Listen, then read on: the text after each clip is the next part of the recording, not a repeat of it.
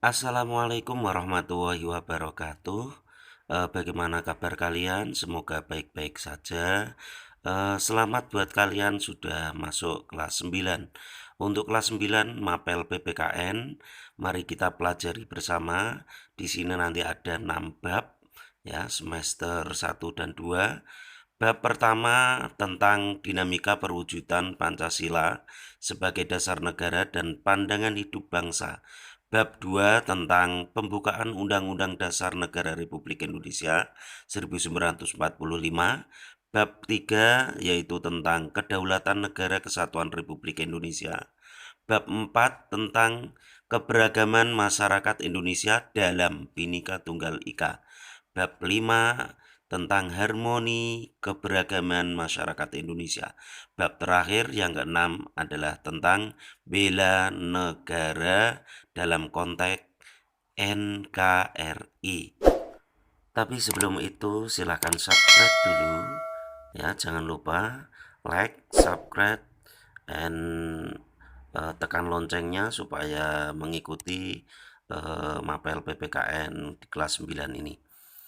Bab 1 kita bahas dinamika perwujudan Pancasila sebagai dasar negara dan pandangan hidup warga negara. Penerapan Pancasila dari masa ke masa. Yang pertama, perwujudan nilai-nilai Pancasila sebagai dasar negara telah dilaksanakan sejak awal kemerdekaan, masa Orde Lama, Orde Baru, dan masa Reformasi. Penerapan Pancasila pada awal kemerdekaan menghadapi berbagai masalah karena pada upaya untuk mengganti Pancasila. Selain itu juga terjadi penyimpangan terhadap nilai-nilai Pancasila. Ya. Yang ketiga, berbagai ancaman yang terjadi pada awal kemerdekaan antara lain pemberontakan Partai Komunis Indonesia, singkat dengan PKI, di Madiun pada tanggal 18 Maret 1948 dipimpin oleh Musso. Ya, ada Partai Komunis Indonesia yang intinya mereka ingin mengganti ideologi Pancasila dengan ideologi komunis. Berikutnya ada pemberontakan Darul Islam atau Tentara Islam Indonesia, disingkat dengan DI atau TII, diawali dengan berdirinya Negara Islam Indonesia NII, dipimpin oleh Soekarmaji Marijan Kartosuwiryo ya, sebagai pimpinan NII atau pemberontakan Darul Islam. Selain pemberontakan PKI dan juga Darul Islam, pemberontakan Darul Islam, ada Negara Islam Indonesia yang berdiri pada tanggal 7 Agustus 1949.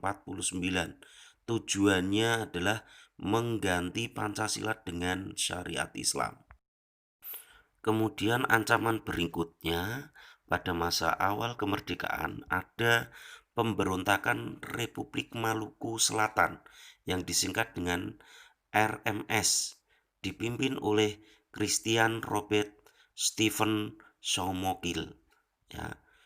Republik Maluku Selatan RMS itu didirikan pada tanggal 25 April 1950. Jadi Republik Maluku Selatan didirikan pada tanggal 25 April 1950. Pemerintah Revolusioner Republik Indonesia yang disingkat dengan PRRI atau Perjuangan Rakyat Semesta, disingkat dengan Permesta, dipimpin oleh Syafruddin Prawira Negara dan Ji Samil. Ya, dua orang itu memimpin Permesta untuk merubah Pancasila menjadi ideologi yang diinginkan mereka. Ada lagi Angkatan Perang Ratu Adil yang disingkat dengan APRA, dipimpin oleh Kapten Raymond Westerling. pada tanggal 15 Januari 1949. Penerapan Pancasila pada masa Orde Lama, yaitu tahun 1959 sampai 1966. Terdapat beberapa penyimpangan terhadap Pancasila dan Undang-Undang Dasar 1945. Antara lain, yang pertama adalah Presiden Soekarno ditetapkan sebagai presiden seumur hidup dengan TAP MPR No ya, 20/1963. Penyimpangan berikutnya yaitu Presiden membubarkan DPR hasil pemilu pertama tahun 1955.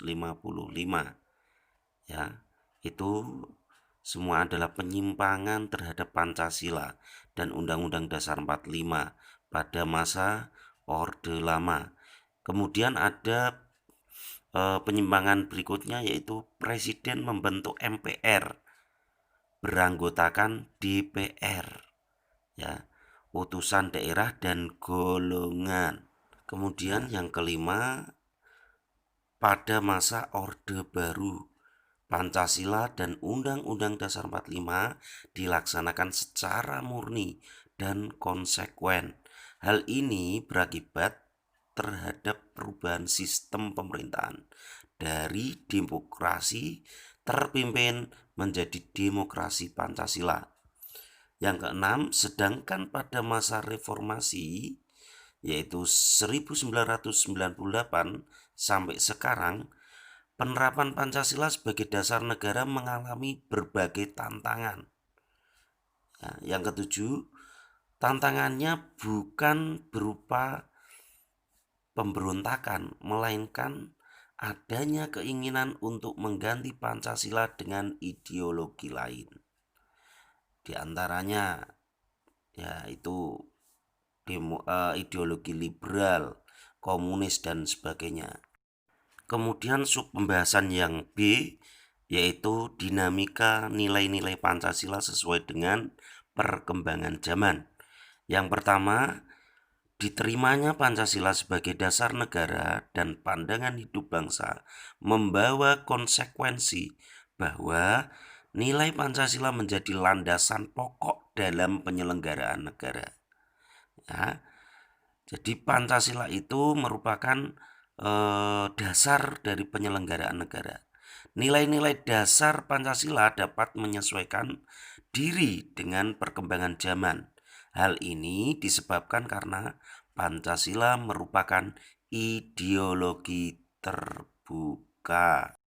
Kemudian yang ketiga, ciri-ciri ideologi terbuka adalah nilai dan cita-citanya tidak dipaksakan dari luar, melainkan digali dari kekayaan rohani, moral, dan budaya kita sendiri. Kemudian, Pancasila sebagai ideologi terbuka mampu berinteraksi secara dinamis. Ya, nilai Pancasila tidak berubah, namun pelaksanaannya disesuaikan dengan kebutuhan dan tantangan nyata yang dihadapi setiap waktu. Yang berikutnya C, pembahasan perwujudan nilai-nilai Pancasila dalam berbagai kehidupan.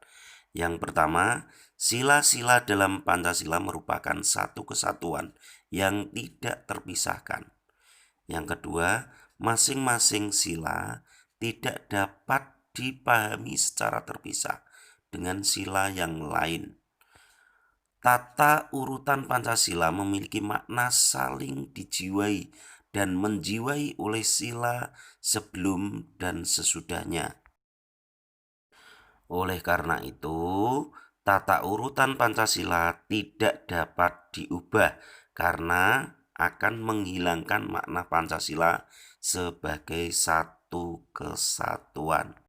Nah, oke, sementara itu pembahasan 9 tentang dinamika perwujudan Pancasila sebagai dasar negara dan pandangan hidup bangsa. Selanjutnya silakan siapkan buku tugas mapel PPKN untuk menulis soal-soal yang saya berikan di akhir ini. Silahkan dilihat dan ditulis di buku tugas masing-masing, lalu dikerjakan. Kita kumpulkan minggu depan. Terima kasih dari saya. Wassalamualaikum warahmatullahi wabarakatuh. Sampai ketemu.